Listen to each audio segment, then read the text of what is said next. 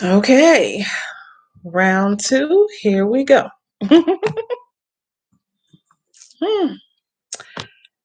Now we have chapter 19 of The Power of Awareness.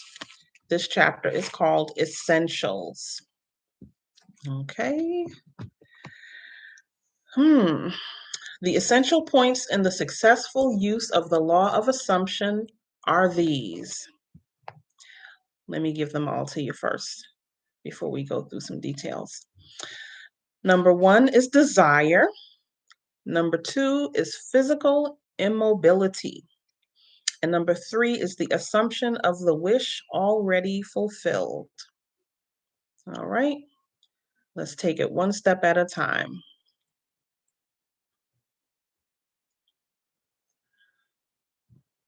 First, and above all, yearning, longing, intense, burning desire. With all your heart, you must want to be different from what you are, he says. Intense, burning desire combined with the intention to make good is the mainspring of action. The beginning of all successful ventures, in every great passion which achieves its objective, desire is concentrated and intentioned. You must first desire and then intend to succeed. So, knowing that you can constantly evolve into your better self. You're good now, but you can always be better. So, with that in mind, giving yourself permission to stretch beyond the bounds that you've been living within so far. Okay. Mentally, emotionally, it might involve pulling yourself away from family members, friends, the lessons that you were given by some teachers or mentors that gave you limitations that they felt that you should have. Recognize that's what it was. I had the situation of excuse me, being in a doctor's office. I was a teenager, maybe 16, 17, and I was in for a regular doctor's visit by myself. It was during the day. I made the appointment and I went in. And in the course of, well, after everything that was done, um, the doctor decided to talk to me. And this is somebody that I had been going to for a few years. He's familiar with my family. He asked me what I wanted to do as an adult. And given the example of what my mother was able to accomplish to that point, I said that I wanted to be a property owner to rent housing, and he said, he asked me how much resources that I have to bring this into fruition. Now, as a teenager, I didn't have anything. Of course, I said, not much, but I'll figure out how to get it type thing. And he was like, no, no, no. Um, if you become a property owner, if you're renting out housing to somebody, you're just going to end up being a slumlord. Where the hell did he get that idea from? He's looking at me, a person with all kinds of potential, and he's thinking slumlord. He's pissing on my dream. Okay. It hurt my feelings. I couldn't get out of that office fast enough, and I never went back to see him. I felt in my heart something was wrong with that conversation. I mean, here he is, a doctor sitting in front of me. He accomplished being a general practitioner, maybe a pediatrician. He was probably a pediatrician. Here he was from the islands, having accomplished being a pediatrician, and he's sitting in front of me in the United States in a doctor's office in Brooklyn, his where him and his partners are operating. And him with the accomplishments that he was able to bring about is limiting my abilities, trying to limit my abilities mentally. I'm not sure what his goal was when he came to work that day, but I was offended. And because I was not raised to insult people or to be rude, like I said, I couldn't get out there fast enough. I let him say what he wanted to say, and I got up and I left, and I just didn't look back. Okay. I knew something was wrong with him. I knew there was nothing wrong with my goal because I had the example of my mom, and she was doing the damn thing. Okay. She was making it happen. I was watching her do it. So I knew that I could do at least what she was doing. And she was not a slumlord by any stretch of the imagination. So that's just an example of what you might have gone through, figuring out your abilities, what might be your limitations. People will do it to you, but don't let them. It doesn't matter how old you are, as you have air in your lungs, if you've been given another day and you're in your 70s. I It puts me in mind of Georgia O'Keeffe. Thank you, Pastor Michael. The last time I mentioned her, I could not remember her name, but this is a woman that started her painting career. I don't know if she was an artist of a different kind, but I do remember reading that she began her painting career later in her life. She might have been 50, 60, 70 when she started painting, and she was made famous, in those later ages because she didn't give up. She tried something new and she went for it, and she was being very successful. So I want you to keep that in mind as you're processing which way your thoughts are leaning regarding yourself. Figure out where your ideas came from. Are you limited or are you not limited? If you're not limited, praise God, keep going. Okay. If you've been given limitations, work your way through that because there's no reason for it. We are all here as pieces, emanations, co-creators. We've been given the power of creation through manifestation from the great I am, from the greater consciousness, from God, from the Most High, from the one who began it all. Okay, we've been put here to have this existence. We have some of himself in us, and we are able to do certain things, but it's not what we're commonly taught. Okay, most of us are taught to be somebody's employees, which is not bad. It pays the bills. It keeps us going through this cycle here that's been set up for us. We have a function. We have something to do. Some of us are more independent minded entrepreneurs, business owners, CEOs, but there's a training that comes with that. There's a mental training involved in developing yourself in that way. Okay. Going through the regular school system, the public school system, you're not going to learn that. You're not going to learn that. That's not what it was set up for. It was set up to corral children while their parents were at work and to give them enough education so that they can apply for a job, to fill out a job application, and to be able to perform certain functions. Look up the history. Don't take my word for it. Always do your own study. Okay. All righty. Let me step back off of my soapbox for half a minute. I just wanted to give you guys some examples. Mm. All right. First, you must desire and then intend to succeed. Yes. In every great passion which achieves its objective, desire is concentrated and intentioned. You have the intentions and the desire.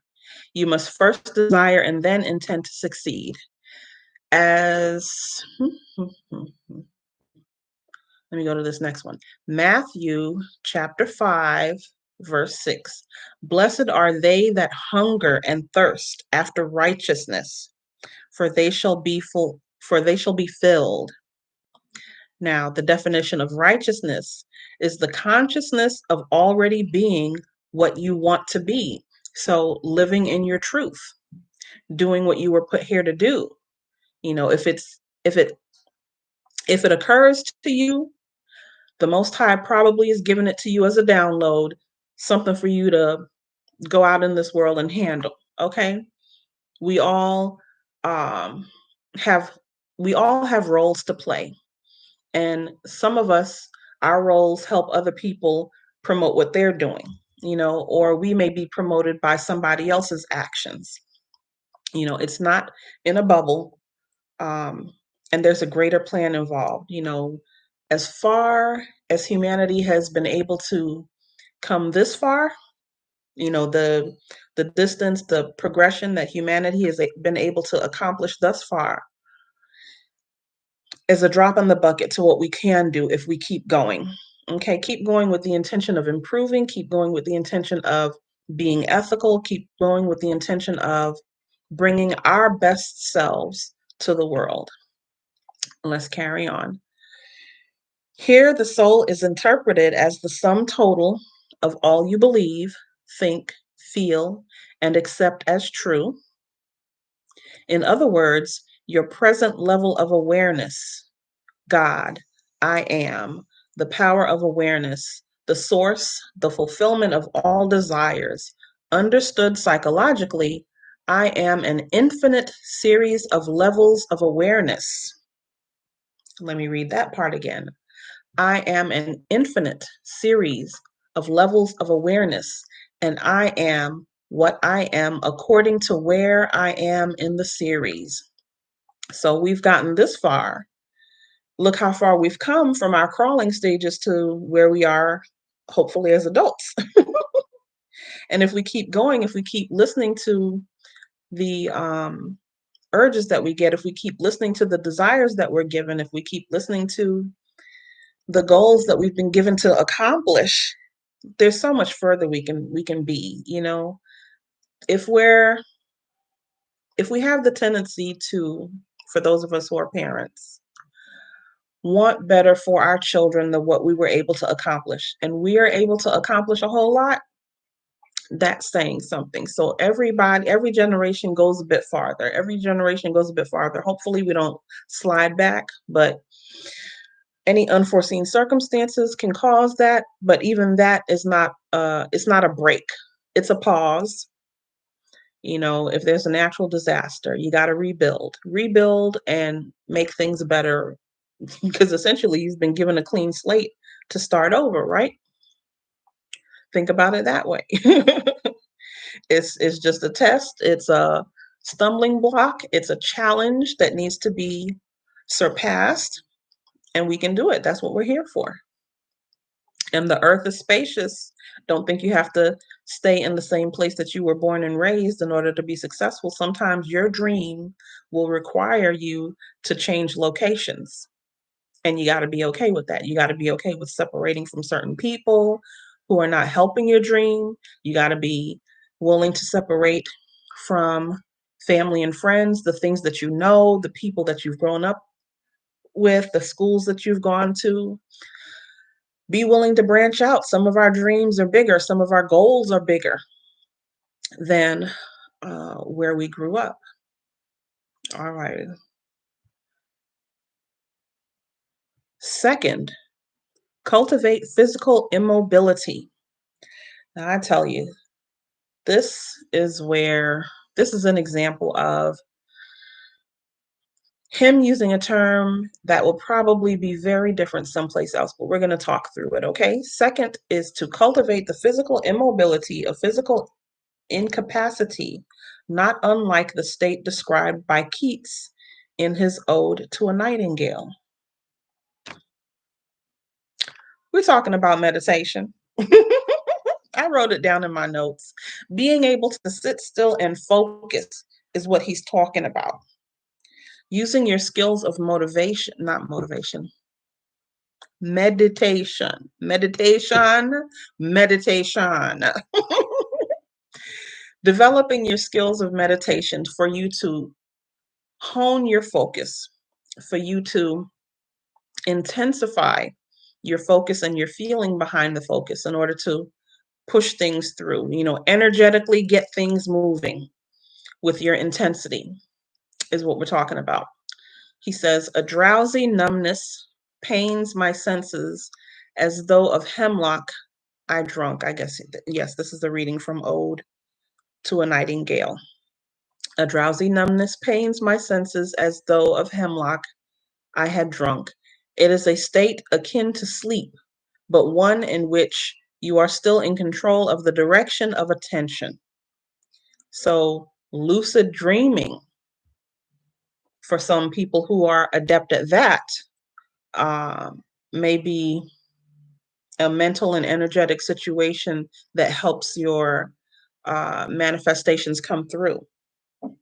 You must learn to induce this state at will, but experience has taught that it is more easily induced after a substantial meal or when you wake in the morning feeling very loath to arise.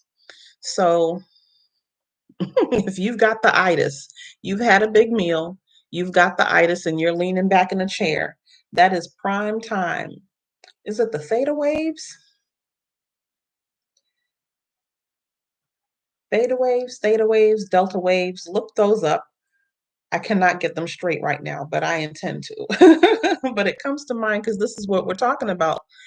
Mentally, you're in this wave state that helps with meditation. You're able to visualize things that you may have had a more difficult time with otherwise. As he said, after a big meal and in the morning, if you're waking up naturally, because an alarm clock will jerk you right past that. I believe it is the theta wave state of awareness. An alarm clock will jerk you right past that or aggravate your nerves to where you can't hold it. So if you're waking up naturally and you're feeling that, not wanting to arise, that is a state of mind right there where you can start your meditations, your imaginings, and be able to get deep into it.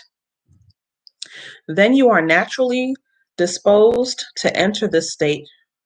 The value of physical immobility shows itself in the accumulation of mental force, practicing the mentals, which absolute stillness brings with it. It increases your power of concentration. So if you're able to hold that mental state and feel the feels, think the thoughts, taste the taste, smell the smell that's involved in your desires and your goals, that would be your time to, you're generating the vibration that goes with that. You're generating the joy in your heart, the connection between your heart and mind. You're generating the joy, you're generating the energy. It's a movement, starting with the mental that encourages it to come on through. And he says, he quotes Psalms 46, verse 10, "Be still and know that I am God." All righty. In fact, the greater energies of the mind seldom break forth, save when the body is stilled and the door of the senses closed to the objective world. Do some study regarding meditations and different people's experiences with it, different cultures, processes.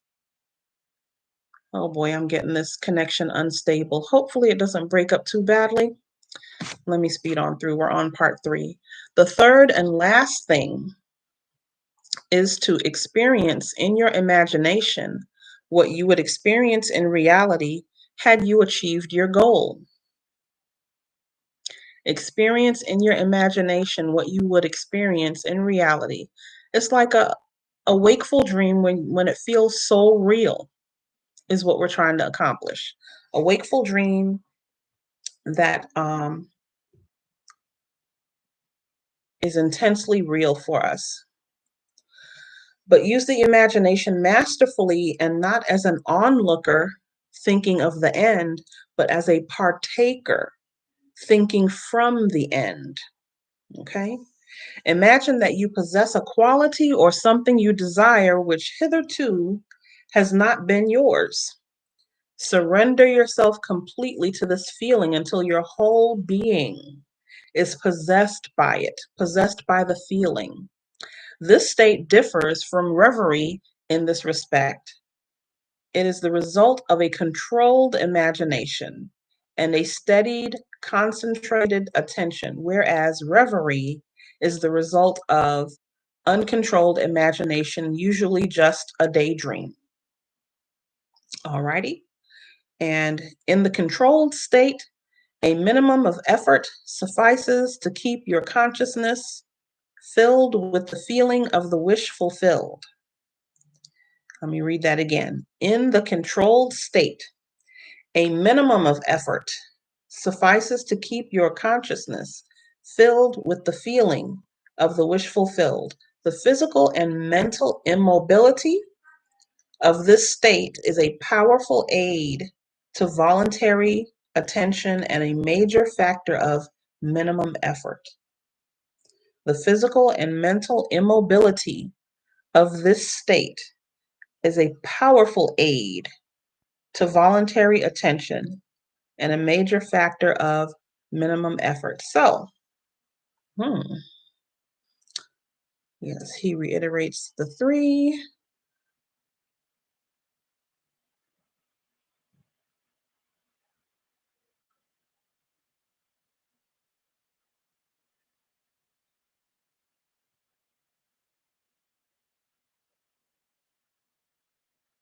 Okay.